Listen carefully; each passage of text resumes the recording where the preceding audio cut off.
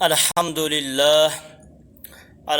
للہ رب العالمین والعاقبۃ للمتقین والصلاة والسلام علی سید الانبیاء والمرسلین وعلی آلہ واصحابہ اجمعین۔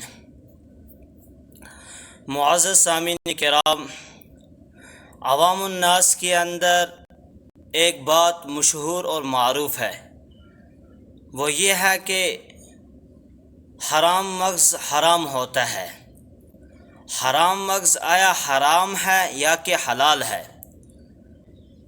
اس سے قبل آپ یہ بات اپنے ذہن میں رکھیں کہ حلال جانور کے 7 اعضاء ایسے ہیں جن کا کھانا درست نہیں ہے۔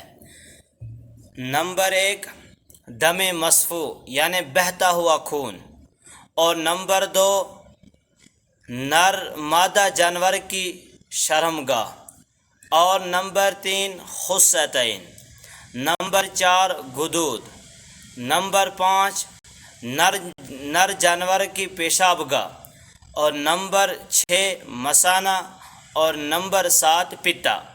یہ 7 اعضاء وہ ہیں کہ جن کا کھانا درست نہیں ہے، جن کا کھانا مکروہ ہے، ناجائز ہے۔ غدود گوشت کے سخت ٹکڑے کو کہا جاتا ہے۔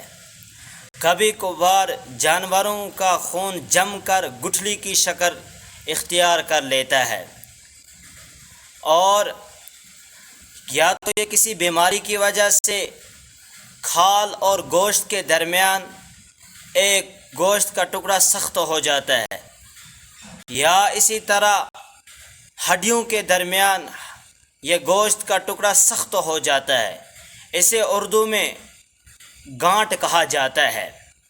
تو معلوم ہوا کہ یہ جو غدود ہے یہ کسی جانور میں متعین نہیں ہے، کسی میں ہو سکتا ہے اور کسی میں نہیں بھی ہو سکتا ہے۔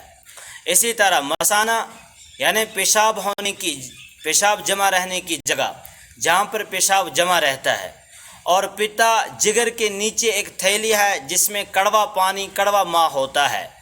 اگر کسی کو ان اعضاء کا کچھ پتہ نہ ہو تو وہ اس آدمی سے پوچھ سکتا ہے جو تجربہ کار ہو، لیکن عوام کے اندر یہ مشہور اور معروف ہے کہ حرام مغز حرام ہوتا ہے۔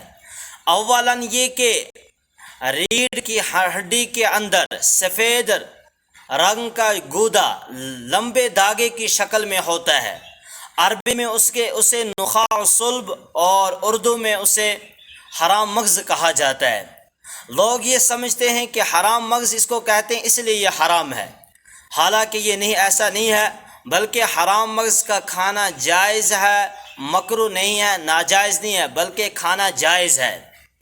جہاں تک فقہاء کرام نے لکھا ہے کہ وہ یہ تھا کہ جانور کو ذبح کرنے سے قبل، یا آپ نے جانور کو ذبح کیا اور ٹھنڈا ہونے سے قبل اگر آپ نے حرام مغز کو کاٹا تو یہ مکروہ ہے، کیونکہ اس سے جانور کو بلا وجہ تکلیف دینا لازم آئے گی، اور جانور کو بلا وجہ تکلیف دینا یہ حرام ہے۔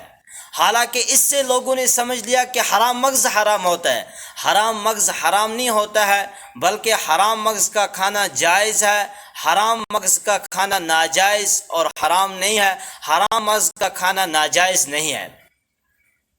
اسی طرح یہ بات بھی آپ اپنے ذہنوں میں رکھیں مختصراً کہ قربانی کے کھال کا کیا حکم ہے۔ قربانی کی کھال کا حکم یہ ہے کہ قربانی کی کھال کو آپ اپنے استعمال میں لا سکتے ہیں۔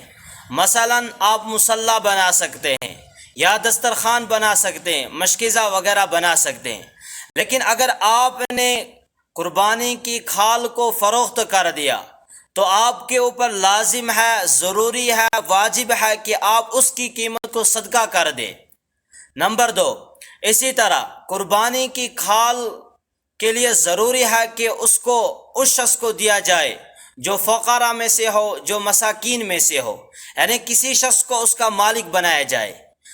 مسجد کی تعمیر میں اس کی قیمت نہیں لگائی جا سکتی ہے، نیز وہ فلاحی ادارہ کہ جس میں کسی مستحق کو اس کا مالک نہ بنایا نہ جاتا ہو، تو وہاں بھی قربانی کی کھال کا دینا جائز نہیں ہے۔ اسی طرح کسائی کو بطور اجرت اگر آپ کھال دے رہے ہیں تو یہ ناجائز ہے۔ ہاں اگر آپ کسائی کو بطور ہدیہ بطور ہبہ کھال دے رہے تو یہ جائز ہے۔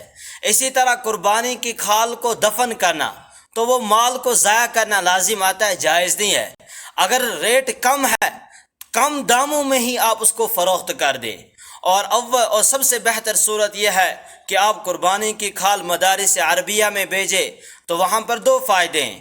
ایک تو آپ ان کی امداد کر رہے ہیں، اور دوسرے کہ علم دین کی احیاء کا سبب ہے۔